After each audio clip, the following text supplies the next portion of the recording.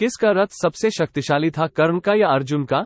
महाभारत में एक से बढ़कर एक योद्धाओं ने भाग लिया था। उन सभी योद्धाओं के पास अनेक प्रकार की शक्तियां थी। उसमें कई देवताओं के अंश थे। जैसे कर्ण को सूर्य पुत्र माना गया है, वह भगवान सूर्य के पुत्र थे। इसी तरह अर्जुन को इंद्र पुत्र माना गया है, वो इंद्र देव के पुत्र थे। सभी के पास एक से एक दिव्यास्त्र थे। इसी प्रकार सभी के रथों का भी ब्यौरा महाभारत में दिया गया है। जिस तरह योद्धा के युद्ध कौशल का महत्व होता है, इसी प्रकार उसके रथ, घोड़े और सारथी का भी महत्व होता है। आज हम जानेंगे महाभारत में किसके रथ शक्तिशाली थे और उनमें भी अर्जुन और कर्ण में किसका रथ बलवान था। क्या आपको पता है महाभारत में किस योद्धा के रथ पर कौन से देवता का वास था? वैसे तो महाभारत काल में एक से बढ़कर एक पराक्रमी योद्धा हुए थे, परंतु एक योद्धा को महारथी बनाने में एक विशिष्ट रथ की भी आवश्यकता होती थी, क्योंकि युद्ध में योद्धा के सिवा रथ पर भी अस्त्र शस्त्रों के आघात होते थे। यदि किसी योद्धा का रथ नष्ट होता है तो वह योद्धा पैदल हो जाता है, जिसे हराना आसान होता है। इसीलिए शक्तिशाली रथ का भी उतना महत्व रहता था। दोस्तों, महाभारत का ग्रंथ बताता है कि उस समय अत्यंत शक्तिशाली देवपुत्रों ने जन्म लिया था और जिनके पास ऐसे ऐसे शक्तिशाली दिव्यास्त्रों का ज्ञान था जिससे देवताओं तक को परास्त किया जा सकता था। कई योद्धा के पास संपूर्ण सृष्टि का विध्वंस कर सके ऐसे अस्त्र शस्त्र और दिव्यास्त्र थे, लेकिन ऐसा होना असंभव था, क्योंकि महाभारत के इस युद्ध में भगवान नारायण ने श्री कृष्ण के रूप उपस्थित थे,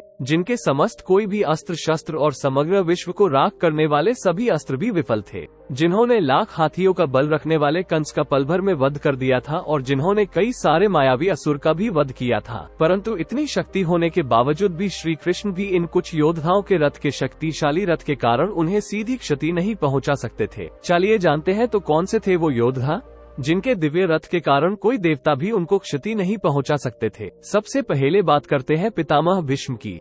भीष्म के रथ में इतना बल था जिसे किसी भी प्रकार से नष्ट नहीं किया जा सकता था। उनके रथ में इतनी शक्ति थी, यदि पितामह भीष्म अपने हथियार नीचे नहीं रखते तो उनकी मृत्यु असंभव थी, क्योंकि उनके रथ में 6 प्रकार के अश्व थे, जिसकी शक्तियों का अंदाजा इसी बात से लगा सकते हैं, जब वो अश्व चलते थे तब धरती कांपने लगती थी। जिन घोड़ों की मात्र एक टक्कर से बड़ा हाथी भी गिर जाया करते थे। भीष्म को ये रथ उनके पिता महाराज शांतनु ने वरदान स्वरूप दिया था और जब महाभारत का युद्ध चल रहा था तब पितामह भीष्म ने अकेले ही पांडवों की आधी सेना का विध्वंस कर दिया था। जब पांडवों ने पितामह भीष्म के समक्ष हाथियों से निर्मित व्यूह की रचना की थी, लेकिन तब पितामह भीष्म ने बिना किसी अस्त्र का प्रयोग करके उस व्यूह को तोड़ दिया था। तब पांडवों ने श्री कृष्ण से पूछा था कि केशव, बिना किसी अस्त्र के पितामह ने यह व्यूह किस प्रकार तोड़ा? तब भगवान श्री कृष्ण ने बताया, जितना सामर्थ्य भीष्म में है उतना ही सामर्थ्य उनके रथ के अश्वों में है। उनके रथ को खींच रहे एक एक घोड़े में 22 हाथियों का बल है और उनके रथ में 6 घोड़े लगे हैं। ये सुनकर अर्जुन कहते हैं, केशव, ऐसे तो हम पितामह भीष्म को अपने किसी भी व्यूह से नहीं रोक सकते। तब श्री कृष्ण कहते हैं, उनकी चिंता न करो, पार्थ समय आने पर उन्हें भी हारना पड़ेगा। अब बात करते हैं महाभारत के दूसरे योद्धा की, जिनके रथ में पितामह भीष्म के रथ से भी अधिक शक्ति थी, किंतु उनके मृत्यु का कारण उन्हीं का रथ बना।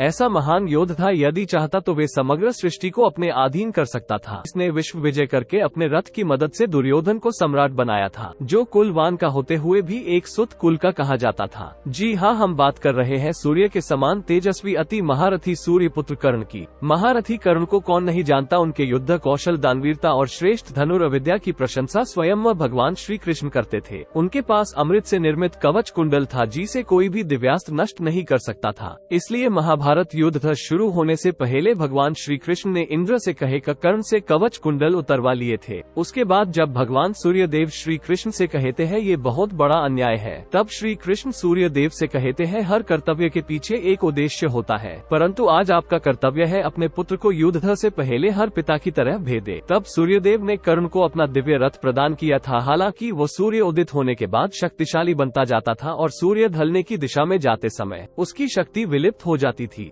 इसी कारण कर्ण की मृत्यु सूर्यास्त होने के कुछ समय पूर्व ही हुई थी। अब जानते हैं महाभारत के तीसरे मायावी रथ के बारे में, जिसके आगमन से स्वयं महाबलशाली भीम को भी झुकना पड़ा, जिसने अर्जुन के पिता इंद्र को देव असुर युद्ध में सहायता की थी, जिसके पास देवों से भी ज्यादा भयानक शक्ति थी और जो इंद्र के घनिष्ठ मित्र थे। जी हाँ, हम बात कर रहे हैं आसाम के राजा भगदड़ की, जिसके पास इंद्र के ऐरावत की तरह सबसे शक्तिशाली हाथी था। भगदड़ के हाथी का नाम सुप्रतीक था, जिसके आगमन से सभी रथी महारथी भय से कांपने लगते थे। इसी कारण भगदड़ को अर्जुन ने मृत्यु के घाट उतार दिया था। अब जानते हैं महाभारत के सबसे शक्तिशाली रथ के बारे में, जो किसी और का नहीं अर्जुन का रथ था। उनको ये दिव्य रथ खांडव वन के दहन के समय अग्निदेव के कहने पर वरुण देव ने प्रदान किया था। उसकी शक्ति को और अधिक करने के लिए भगवान श्री कृष्ण ने महाबली हनुमान जी को अर्जुन के रथ पर ध्वजा के पास विराजित रहने को कहा था, और इसी कारण पूरे महाभारत में अर्जुन का ही रथ सर्वशक्तिशाली था, क्योंकि जिस रथ के सारथी स्वयं भगवान नारायण श्री कृष्ण के रूप में थे और ध्वज के साथ महाबली हनुमान जी थे, उस रथ की शक्ति के आगे दूसरा कोई रथ कैसे ठहर सकता है। महाभारत में ऐसी कई कहानियां हैं जिसे जानने के लिए हमारे चैनल को सब्सक्राइब नहीं किया है तो आज ही कर दीजिए। धन्यवाद।